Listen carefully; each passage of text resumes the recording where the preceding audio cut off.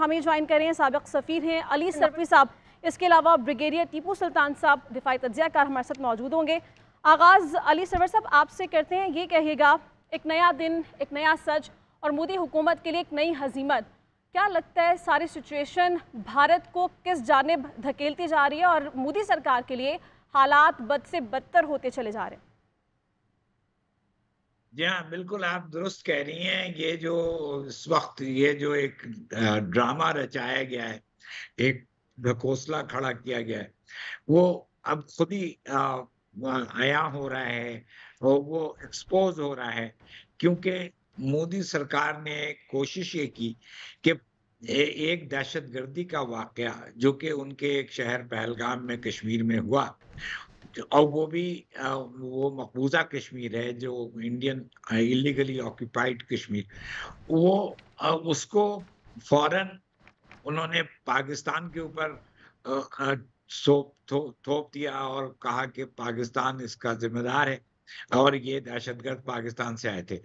ये इसका ना कोई इसकी कोई शहादत मिली, ना कोई उसका एविडेंस है, और ये उसके एवज़ में उन्होंने फ़ौरन उसके वजह से उन्होंने कुछ इक़दाम अनाउंस किए जिसमें सिंध ताज़ मुआहदे के ऊपर जी हाँ। उन्होंने अपना सस्पेंशन का अनाउंस किया और डिप्लोमैट्स विथड्रॉ कर लिए और वीज़े रोक दिए और इस क़िस्म के सारे इक़दामात।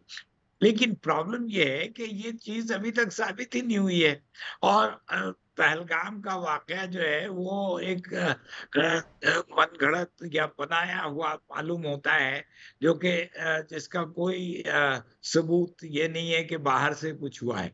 ये भारत में एक तो भारत ये साबित करने की कोशिश करता है कि कश्मीर में हालात बिल्कुल नॉर्मल हैं। ये जो जी हाँ। दहशतगर्दी का वाक़या हुआ है, इससे साबित होता है कि नहीं, नॉर्मल नहीं है। वहाँ पे लोगों में एक इंतशार है और वो गहे-बगाहे वो इस तरह की हरकतें करते हैं। और दूसरे ये कि सिंध-तास मुआहदे का कोई ताल्लुक नहीं है दहशतगर्दी से। एग्जैक्टली, बिल्कुल। तो ये क्यों फ़िज़ूल में उन्होंने इसकी सस्पेंशन अनाउंस की, जो कि वो कर ही नहीं सकते हैं। वो हम्म। कानूनी तौर पे गलत है। लीगल इसी राइट नहीं वजह है ना से उनके पास। बिल्कुल, बिल्कुल ठीक कह रहे हैं कोई आप। लीग अली साहब साथ ही रहें आप। जी। ब्रिगेडियर रिटायर्ड टीपू सुल्तान साहब भी ट्रांसमिशन का हिस्सा है। ब्रिगेडियर साहब ये कहिएगा कि अब पाकिस्तान की जानिब से ये फैसला सामने आया है कि सिफारती ज़राए से हम भारत को एक लीगल नोटिस भेजने जा रहे हैं। माजी में हमें कितनी एक मिसालें दिखती हैं कि पाकिस्तान ने इस तरह के नोटिस भेजे हैं, और क्या फिर उन नोटिस के बाद पाकिस्तान को मतलूबा नताइज मिलते हैं? ऐसा तो नहीं है कि भारत उन नोटिस के बाद बाज आ जाता हो, एक नए ड्रामे, एक नए प्रोपेगेंडे के वो सामने आता है? तो इस नोटिस की क्या कितनी अहमियत हो सकती है आपकी नज़र में? देखिए जी, हिकमत अमली की एक इस्तिलाह है कि you can not compensate a strategic blunder with tactical brilliance. मतलब कहने का ये है कि अगर आप बड़ी गलती कर दें, तो छोटी-छोटी बातें जितनी मर्ज़ी अच्छी कर लें, उससे कोई फ़र्क नहीं पड़ता। तो मुसीबत ये है कि ना भारत जो है वो बड़ी बात सही कर रहा है, ना वो छोटी बात सही कर रहा है। वो दोनों तरफ से टैक्टिकल भी और स्ट्रेटेजिक गलतियाँ कर रहे हैं। उसमें आपको इम्बैलेंस नज़र आता जी है। हाँ। उनकी फोर्सेस में इम्बैलेंस नज़र आता है। उनकी पॉलिटिकल थॉट के अंदर कोहेजन और वो बुर्दबारी और वो ठहराव आपको नज़र नहीं आता। और ये सारी दुनिया को अभी पता चल गया है कि मोदी का जो नैरेटिव है आरएसएस का, वो फेल होता हुआ नज़र आ रहा है, और बीजेपी के अंदर जो आवाज़ें हैं, वो उनको कह रही है कि जी आपकी लीडरशिप फेल हो गई, आप हट जाइए। On the exactly. Other hand Pakistan की जो लीडरशिप है वो काम है। आपके अंदर समुद्र जैसी एक एक कामनेस है, एक खामोशी है, लेकिन उसके अंदर एक गहराई है। और उस पॉलिसी की वजह से, उस गहराई की वजह से हमने अल्हम्दुलिल्लाह अभी तक जो हिंदुस्तान ने ये ड्रामा रचाया है कि अपने आप को खुद दखल लगाओ, अपने बंदे खुद मारो, इल्ज़ाम पाकिस्तान पे लगाओ, यस। ये वो कई भाइयों से कर रहे हैं। मोदी इसके ऊपर 3 इलेक्शन तो जीत चुका है, अब वो नंगा हो गया, अब उसको समझ नहीं आ रही क्या हो रहा है। उसके जो फौजी हैं उनको कुछ और बता रहे हैं, मीडिया जो है उनका वो कुछ और करना चाहता है, खुद वो कुछ और करना चाहता है। तो ये उन्होंने एक हिकमत अमली का डायरेक्शन जो है वो लूज़ कर दिया है। जी और हाँ। पाकिस्तान में आईएसपीआर ने जो अगले दिन ब्रीफिंग दी कल, आपको सारे शुमार पेश किए उन्होंने। हम्म। उन्होंने कहा इस चीज़ का हिंदुस्तान हमें जवाब दे, वो जवाब देने से मुक़ासिर है।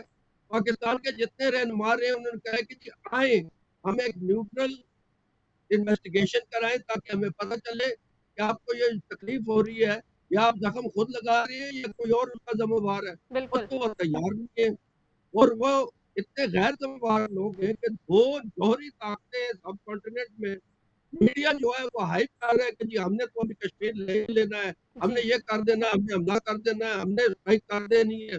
वो उनके जो पॉलिटिशियन है वो कहते हैं पाकिस्तान को खत्म कर दो। हुँ। एक अच्छा वो अली ठंड सरवर साहब, मारे यही इसी इसी बात पे मैं आपका स्टांस जानना चाहती हूँ। जो उनके वो पार्लियामेंट एक ग्रुप तो ये है कि जो कि मोदी के खिलाफ बातें कर रहा है, एक ग्रुप वो है जो मोदी का आलायकार है और उनके फेवर में इस तरह की बातें की जा रही हैं। उनके पार्लियामेंट में खड़े होकर आवाज़ें बुलंद करना कि पाकिस्तान को सफाई हस्ती से ही मिटा देना चाहिए। आपको लगता है कि वापसी का रास्ता जो है वो उनके लिए कहीं बचा है, या कहीं ना कहीं ये रुकेंगे जाकर, या कुछ ना कुछ इन्हें करना पड़ेगा अपनी फेस सेविंग के लिए, और क्या अचीव क्या कर सकते हैं?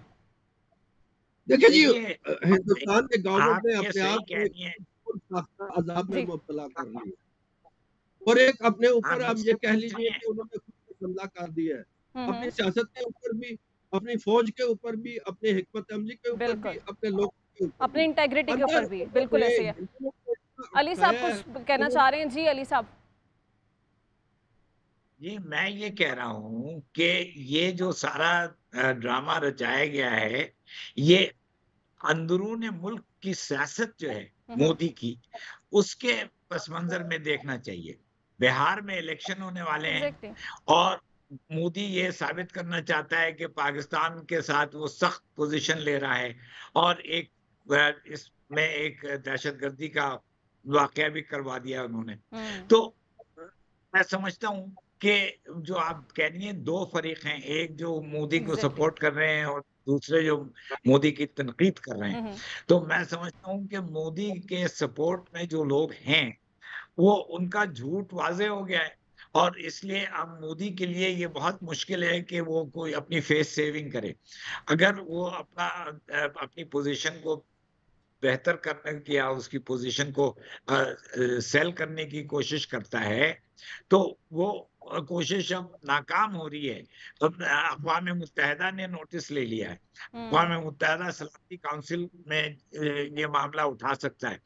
अक़वाम मुत्तहिदा की तरफ से भी ये president of the UN security council इसको रेज़ कर सकता है और पाकिस्तान इस वक़्त सिक्योरिटी काउंसिल का अल्लाह के करम से मेंबर है, एक रुकन है। तो पाकिस्तान सिक्योरिटी काउंसिल में भी भारत को कोई एक्सक्यूज़ या बहाना नहीं नहीं मिलेगी एग्जैक्टली। अच्छा अली दे साहब ये दे भी सक कहिएगा कि ख्वाजा आसिफ ने भी अभी गुज़श्ता रोज़ एक इंटरव्यू में कहा कि मैं यूनाइटेड नेशन से ये रिक्वेस्ट करता हूँ कि एक कमेटी बनाई जानी चाहिए जिसमें शफाफ तहकीकात होनी चाहिए। 2 से 3 ममालिक का उन्होंने कहा कि कोई भी 2 से 3 ममालिक इस कमेटी का हिस्सा बन सकते हैं। आपको लगता है कि अक़वाम मुत्तहिदा इन शफाफ तहकीकात की जानिब कोई कमेटी बना सकती है, या हमें एक्सपेक्ट करना चाहिए इंटरनेशनली कि इसकी शफाफ तहकीकात हो सकती हैं आलमी सतह पर? बिल्कुल, वो हो सकता है वो इसकी इसकी इन्वेस्टिगेशन, इसकी तफ्तीश आलमी सतह पे हो सकती है।